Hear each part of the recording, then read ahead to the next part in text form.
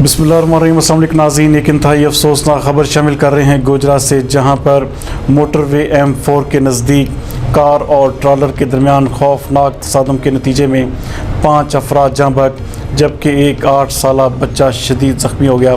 हमारे bureau chief Zulfiqar भट्टी के मुताबिक हादसे का शिकार बदकिस्मत ख़ानदान लाहौर एयरपोर्ट से वापस चौक आज़म लिया जा रहा था। इत्तला मिलने पर पुलिस और रेस्क्यू 1122 ने मौका पर पहुंचकर कार की बॉडी को काट कर लाशें और शदीद ज़ख्मी बच्चे को निकाला। रेस्क्यू 1122 ने लाशें और शदीद ज़ख्मी बच्चे को फौरी तौर पर तहसील हेडक्वार्टर अस्पताल गोजरा मुंतकिल कर दिया।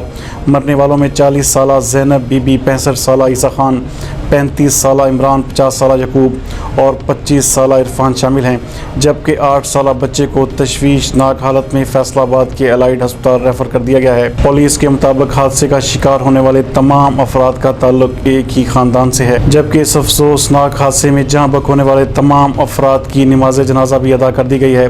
नमाज जनाजा में कसीर तादाद में अहले इलाका ने शिरकत की, जिससे फ़िज़ा इंतहाई सोगवार और हर आँख अश्कबार थी। ये अभी हादसा हुआ है मोटरवे M4 पर, उसके जो कैजुअलिटी हुई हैं वो भी पहुंच गई हैं और बच्चा भी जो है वो एक ज़ख्मी था, उसको भी आपने रेफ़र किया, तो इसकी क्या तफसीलात है? ये बहुत ही इंतहाई अफसोसनाक वाक़या हुआ है। सुबह एक्सीडेंट हुआ है जो मोटरवे पे, तो 5 रिसीव डेड हैं।